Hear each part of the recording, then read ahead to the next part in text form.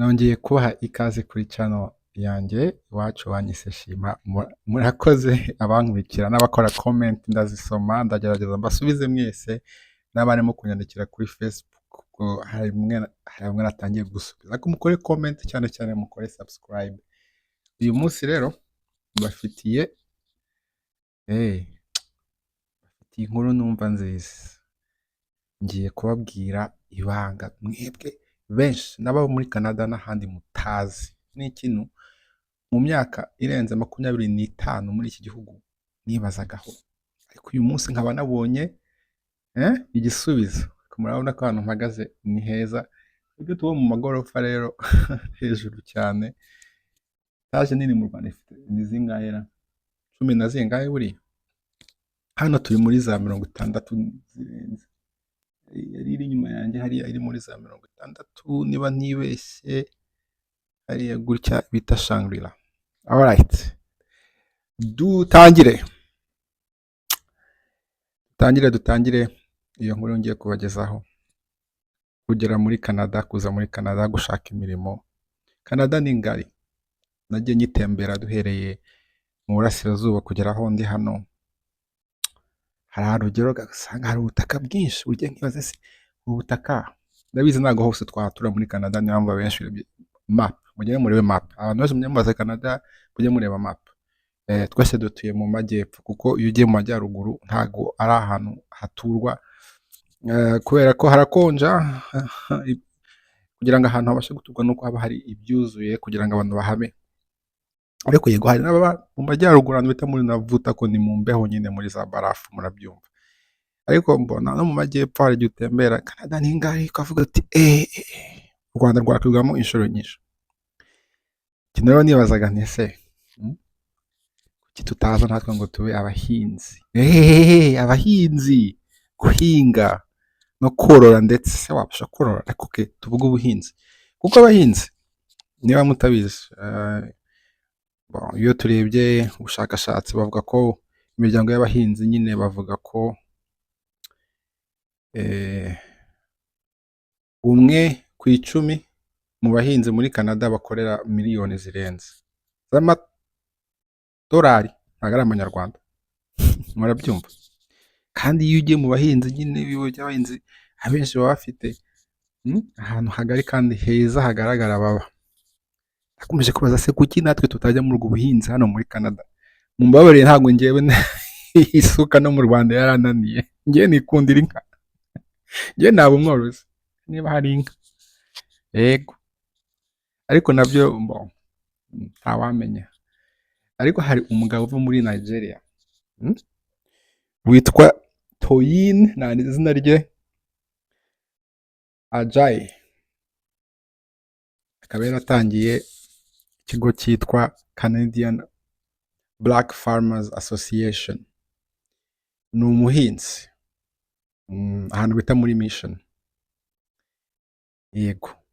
Akaba rero avuga ati kuki hatari abahinzi benshi. Aravuga ati muri Canada abahinzi babirabura, African, hano dukoresha black, ariko hari also dukoresha nanone African and Caribbeans, kuko hari n'abirabura baba muri Jamaica na so Caribbeans nyine muri in the Caribbeans. Association rero akaba arimo gukemura ikibazo cy'inzara, food security.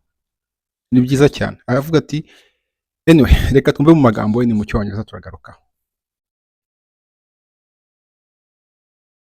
Even in the winter, Nigerian-born Toyin Ije is blazing trails. I bet you they don't have snow in Nigeria, though. No. He's a big part of a tiny fraternity in Canada. There's not a lot of black farmers in Canada. 0.2%.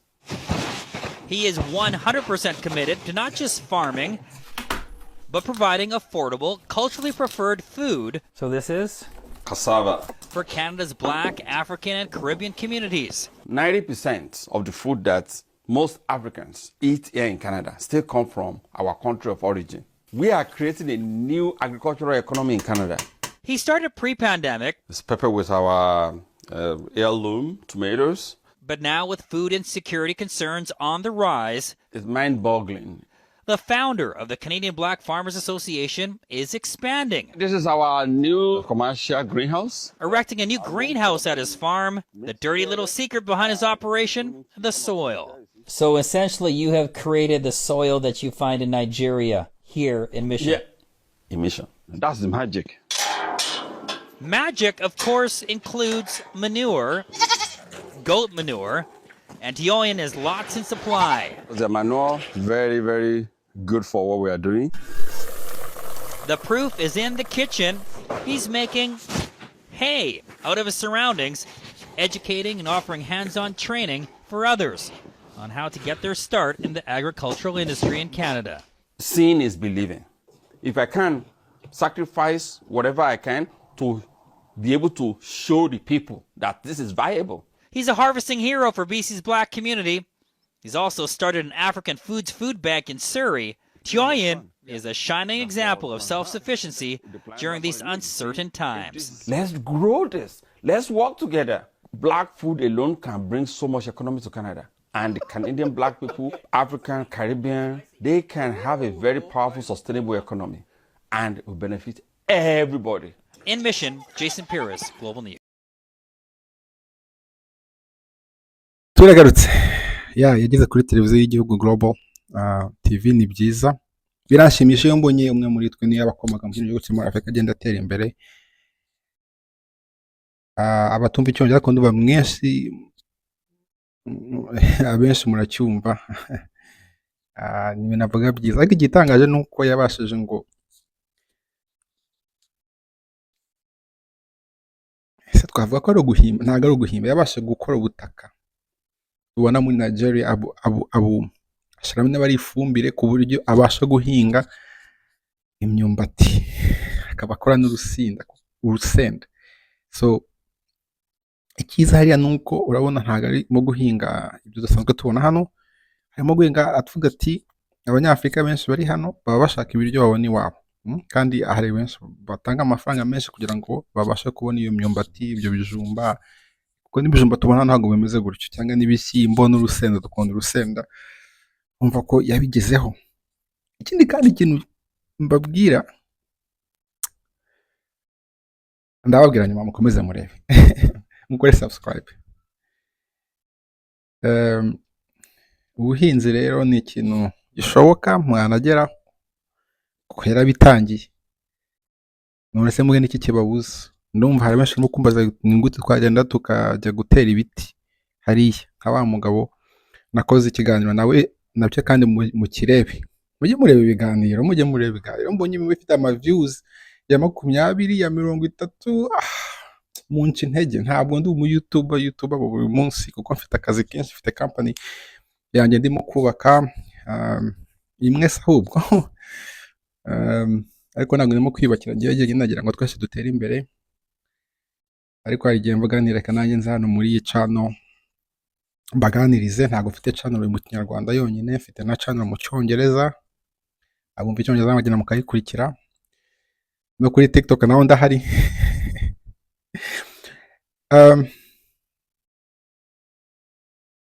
Ikiza cya Canada ni uko ni ngari, Canada ni ngari cyane. Wahitamo aho ujya kuba izo ntara twita muri province, we aba hano. Ngo ngiye kureba ukuntu najya kumusura, ndimo kuvugana nawe. Ariko Nigeria barakora, Nigeria muzajya muhabona cyane kuri no channel yanjye, kuko nibo biyerekana cyangwa nibo sinzi ikintu gituma bagera ku bintu byinshi tuzi. N'umugabo rwose arihingira, ndetse akaba anatangiye food bank, ahantu atanga ibiryo kugira ngo abafite inzara babashe kugenda ngo barye. Bumva ko n'abari ku muhanda, arimo gukora ikintu cyiza rwose gifasha benshi. Murumva ko ubuhinzi muri Canada burakenewe, kuko iyo turebye Canada igihugu, ubutaka bwahingwa burahari, ariko aho wabasha guhinga ni 6%. Umva ko hari cyane henshi umuntu yareba. Mushyiremo imbaraga rero, kuko ikiza cye kuri ya site mugenda murebe Canadian Black Farm Association, anababwira uko mwatangira gukora ubuhinzi muri Canada. Arababwira, ntabwo bisaba ko utangirira kuri zeru, arababwira. Ubwo rero mugende mubirebe, ngewe kumbaza se ngewe nzajya mbagezaho amakuru ariko mugende mushyiremo ubushakashatsi. Ubwo nanjye nyine mbafunguye iyo nzira mutari muzi, babagejeho amakuru for free. Ko nzagenda mbibona icyo kintu cyano rigamije inspiration, tera imbere twese twiga ikintu. Ushaka kuza muri Canada, ngwino umuhinzi, ngwino ujye gutera ibiti se, cyangwa ujye gutema ibiti, cyangwa ujye kuba umuganga, simbizi. Abahinzi nabo babaho ubuzima bwiza kandi birakenewe. None se n'iryari abantu bazabaho badafite ibyo kurya? Tuzahora dukeneye ibyo kurya, cyane cyane muri iki gihe turimo.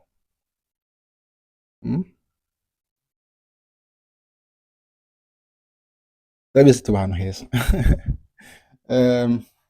Ariko ntabwo mugomba kugira isari. Mba naravunitse kugira ngo ngere hano. Mba naravunitse kuva nagera hano. Nta kindi kintu nigeze nkora, ni ugukora gusa, gukora buri munsi ijoro n'amanywa. Mwamuzi ikintu bita graveyard? Nakoraga ngitangira akazi nkimukira hano, nakoraga graveyard. Ni ukuvuga abandi bajyaga kuryama, njye ngatangira akazi saa yine nkakageza mu gitondo. Diaspora turavunika.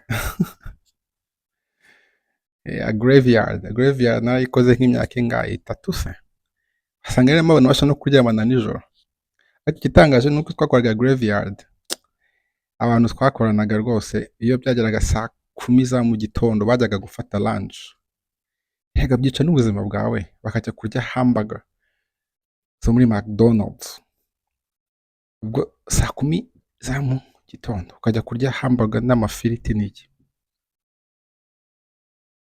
Utabyitondeye nyine usanga umuntu yarazanye ibiro, warabyibushe utazi ukuntu byagenze, ariko ari kubera iyo diet. Mujye mureba ibyo murya n'ibyo munywa. Ngewe harandi hantu ngiye mu yindi ngingo, ariko bijyanye n'ibyo turya numva biri mu buhinzi. Ababyara mama na papa, cyane cyane ubyara mama niba ntibeshye, niba nibuka neza, niwe bakundaga kurya ibiryo bya kinyarwanda nyine, ariko nta munyu ntaki. Kurya ibyo wacu bya kinyarwanda ni byiza, mujye mubirya, ndashyizemo amavuta n'iki. Ni bya bindi ngo baba batetse munuze ni mu nkono se, ni mu kibindi, ni mumbwire. Kabifata neza rwose ukabitogosa bashyizemo nk'amateke n'iki n'amashaza. Ibyo biryo nibyo nabonye ndi mu Buyapani. Kera ntari nabona uburyo ntari nagaruka iwacu. Anyway, ubwo tugoretse kuko nyine ni ubuhinzi, mujye murya neza. Abahinzi nabo bashizemo akazi kenshi, baba bakoze, kandi namwe muze mure ukuntu twagera mu buhinzi. Harimo amafaranga, harimo ubushobozi mu buryo bwinshi. Niba wenda utanahinga wabigenza ukundi. Mu gusoza rero ikintu nagira ngo mbabwire ni uko uno mugabo asa ubwenge. Naramwandikiye ndetse naza gusura iyo farm yawe, numvaga munagenda nkahasura ngakora interview n'iki. Ngiye kureba hafi nsanga aguca amadolari $400, my goodness. Kabana Jane maze gushakisha. So wajya gusura farm ariko uramuriha. Afite tours, icyo nagira ngo mbabwire. Hari even school tours, hari n'aya cumbi 2 by'ama Canadian dollars. Ngo murabyumva ko hari hari uburyo bwinshi wavanamo umusaruro muri ibyo bintu harimo. Umukobwa nyashushanyije. Mwakoze gukurikira, mukomeze munkurikire, murebe show zose mfite, mubwire inshuti, mukore subscribe.